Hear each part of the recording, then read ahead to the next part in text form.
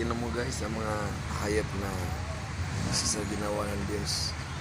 Yung mga pusang walang nagmamayari. Pinapainom ng tao rito sa kantin. Ayan guys. Ang dungis niya. Kasi nga walang nagmamayari sa kanila. Yung anak niya, isaya pa isa sa kabila. Ayan.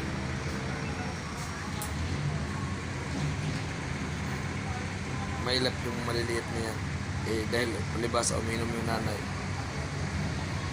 Iinom na rin yan, malamang dalawa na yung mga ito. No, okay sir.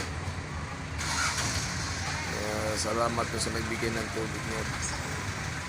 Kaya tilulok yung sa kantin. Sa mga ganyan pusa guys, na wala lang ang mayari. Ang kailangan talaga nila yung mga tao na may puso. Wala may bibigyan, hindi naman naghanap buhay.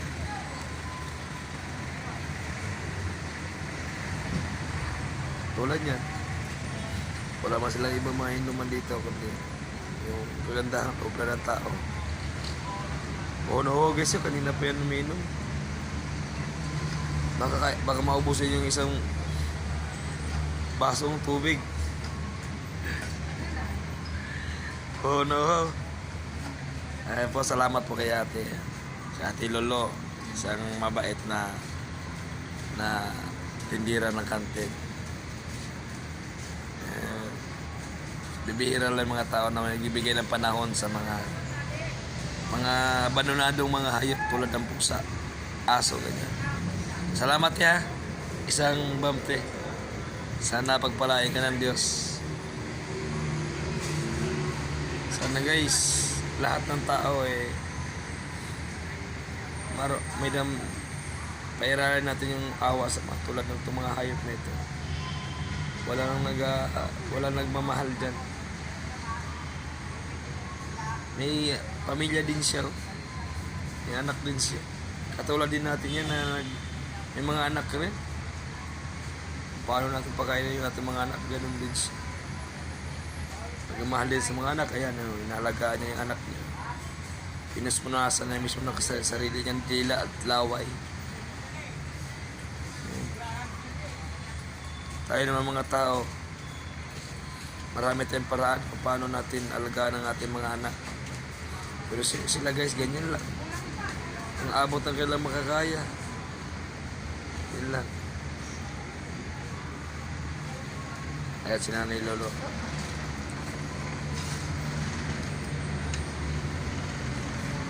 Kahit mga hayop lang sila guys, makikita mo yung pagmamahal nila sa isa't isa. Inalagaan niya yung kanyang anak. Ayan. Ayun yung isa, yung isang mahihayin niyang anak. Medyo mailap yun guys. Mailap yung anak yung maliliit. Kanina ayaw uminom niya. Pwede ba sa uminom na yung nanay niya? Uminom na rin siya. Ito yung isang kapatid.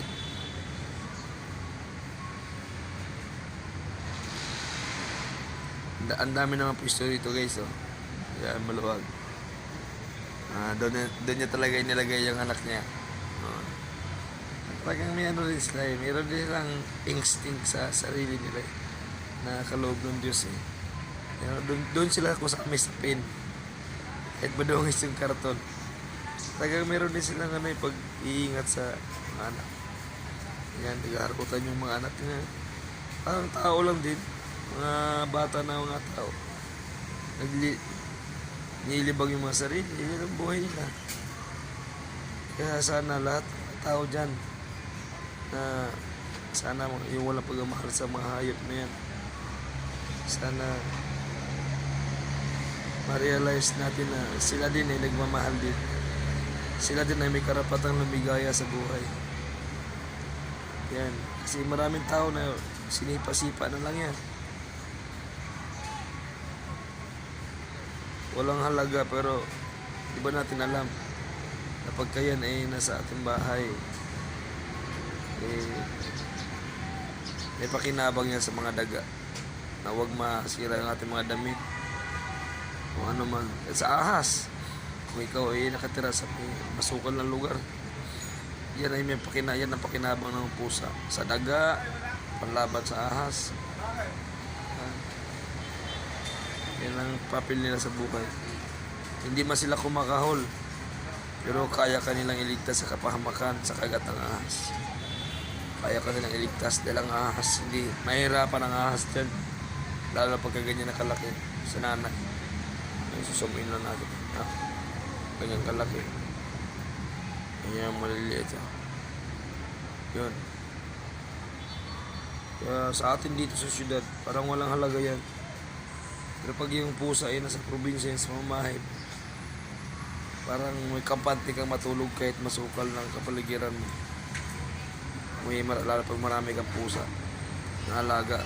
Kampante ka dahil may bantay dun sa silong mo. Walang makaakit na ahas. Dahil nasa silong lang yan madalas sa bakuran. Andun lang yan, naglalaro. Kaya sana lahat ng tao dyan na walang pagmamahal sa mga hayop patulad ng pusa at aso. Yan, kinocover ko ngayon pusa.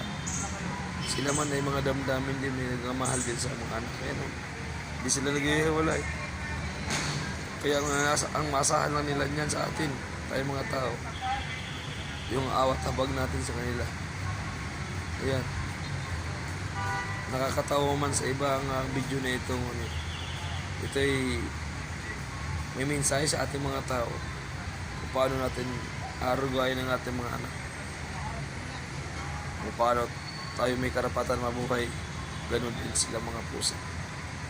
Yan, salamat sa inyo lahat dyan sa inyong panonood. Sana nagustuhan nyo ang video nito, maki-follow naman or subscribe ang channel ko para ma-update ko sa mga video ko pa na darating.